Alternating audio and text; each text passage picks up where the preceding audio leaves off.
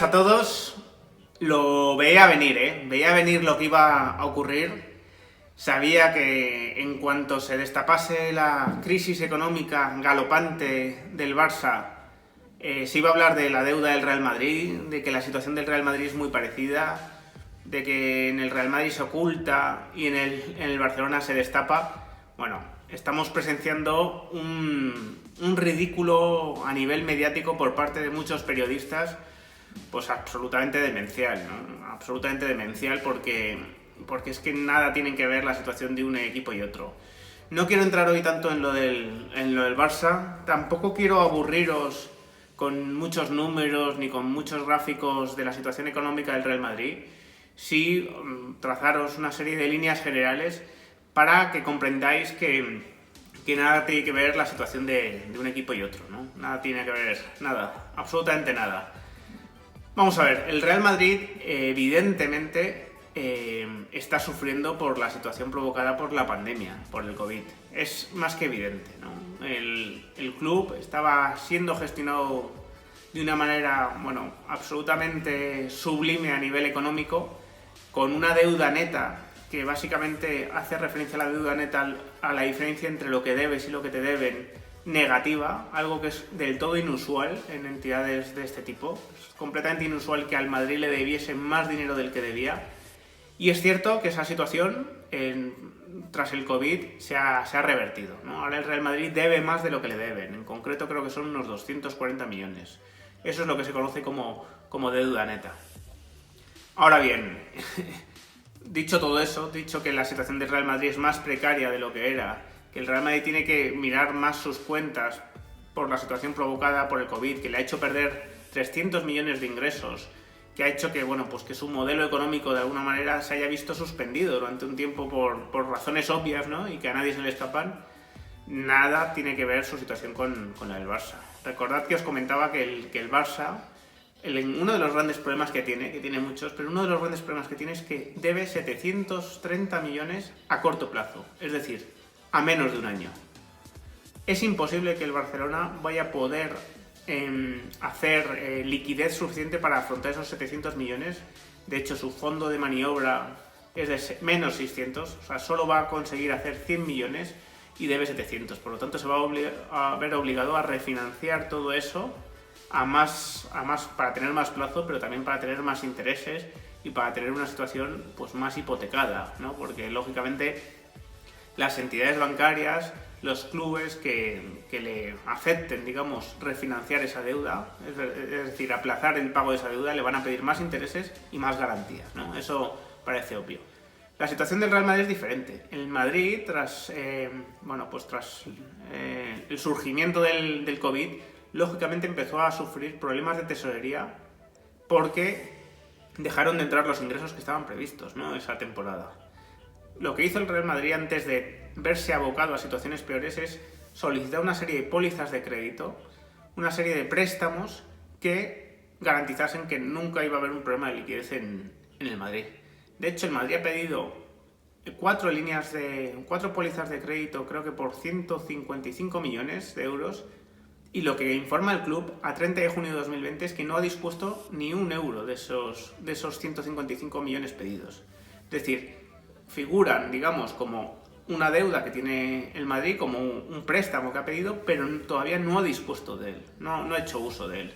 ¿Por qué? Porque no lo ha necesitado todavía, pero el Madrid, en previsión de que lo pudiese llegar a necesitar en algún momento, y también por las buenas condiciones que le ofrecían a nivel financiero, son préstamos ICO que se obtienen con una financiación con unos intereses muy bajos, pues el Madrid, en previsión de esos posibles problemas, lo pidió, ¿no? Digamos.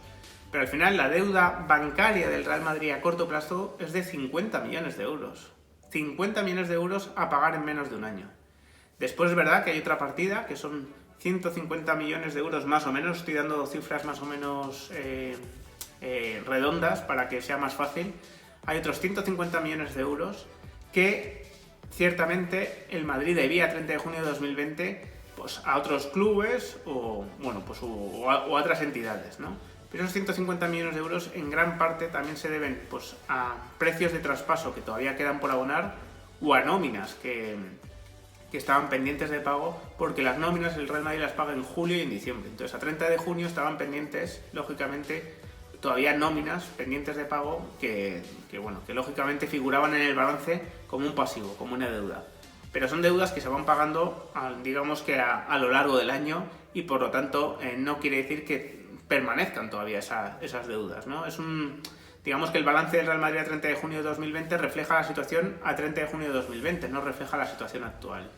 En cualquier caso, y siendo conscientes todos de que el Madrid lógicamente está en una situación mucho menos desahogada de la que estaba anteriormente, donde incluso tenía una deuda neta negativa, como digo, le debían más dinero del que debía, pues en nada se parece a la situación del Real Madrid a la del Barcelona.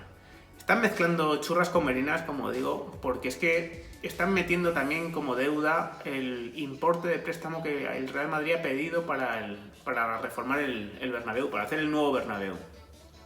Es increíble que confundan estas cosas, porque el nuevo Bernabéu ya sabéis que se va a empezar a pagar en 2023 a 30 millones por año. Es un préstamo a 30 años que se va a pagar a partir de 2023 a 30 millones año. Lo que el Real Madrid refleja en sus cuentas es que de esos 575 millones que ha pedido, ha dispuesto ya de 100 millones de euros para ir acometiendo lógicamente las obras. Como sabéis, esas obras están avanzando a muy buen ritmo. Seguramente la situación de pandemia en algunos momentos ha perjudicado el avance de las obras, pero en otros momentos está favoreciéndolo claramente, ya que el Madrid no tiene que compatibilizar el jugar partidos en el Bernabéu con las obras, algo que estaba previsto que se compatibilizase, pero que no está haciendo falta compatibilizarlo. Y seguramente en verano de 2022 tendremos la buena noticia de que el nuevo Bernabéu estará ya reformado. La previsión del Madrid es que el nuevo Bernabéu, una vez que ya esté reformado, vaya a producir entre 100 y 150 millones más de facturación cada año. Por lo tanto, la deuda que el Madrid está asumiendo a largo plazo, como digo, a 30 años, esa deuda se va a ir pagando con los nuevos ingresos que genere el Bernabéu.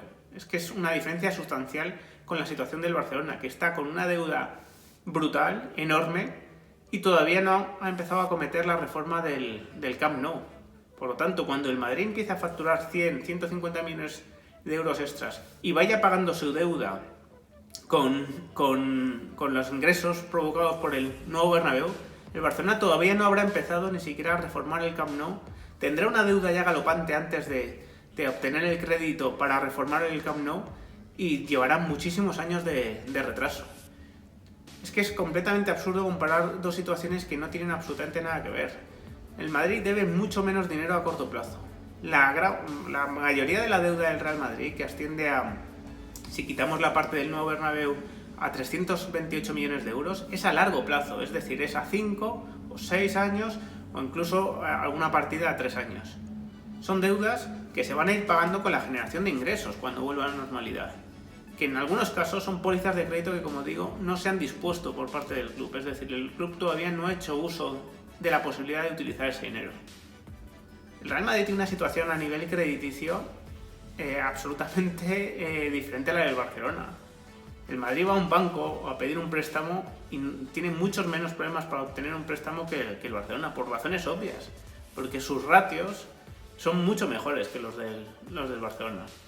Entonces podemos criticar, de verdad, otras cosas del club. Yo ayer mismo comentaba, pues si el Madrid podría haber impuesto a Odegaard el continuar. Podemos hablar de los fichajes del Real Madrid, podemos hablar de muchas cosas, pero de verdad, cuestionar lo que está haciendo el Real Madrid a nivel económico me parece demencial, sinceramente.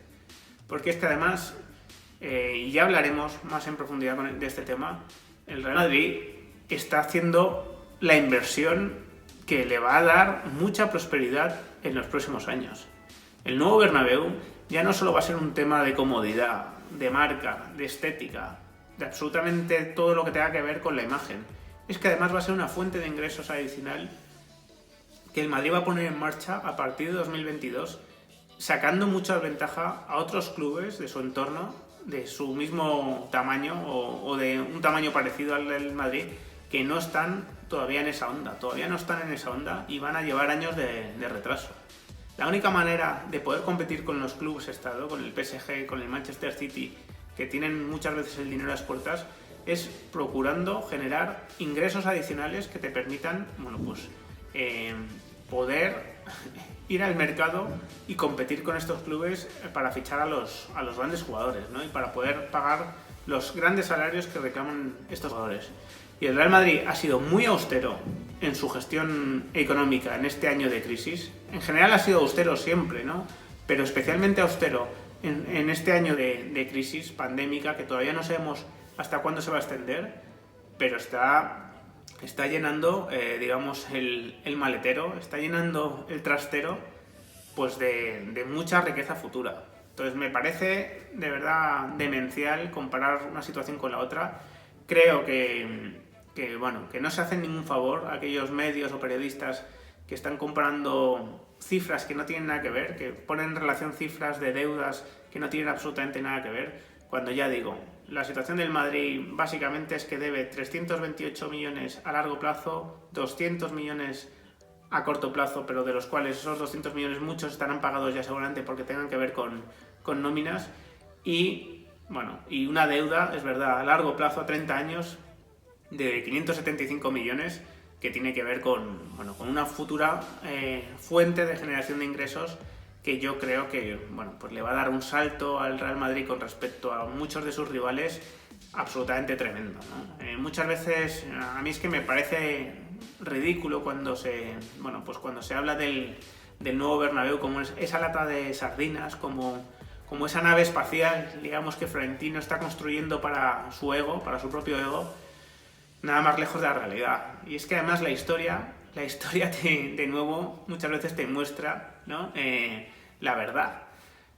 Santiago Bernabéu construyó el Bernabéu en el año, creo que 43, cuando apenas llenaba el estadio anterior, el estadio de Chamartín, cuando apenas lo llenaba, y cuando el Real Madrid no tenía las grandes estrellas de esa época, ¿no? Que era muy diferente a la actual. Y sin embargo, Bernabéu vislumbró un estadio donde cupiese muchísima gente, donde pudiesen albergarse 100.000 personas, y que eso iba a producir una serie de ingresos adicionales que permitiría traer a los Di Stéfano, Copa, Real de turno, ¿no? Puskás también, lógicamente, a esos jugadores. Bernabéu lo vislumbró y Bernabéu lo hizo.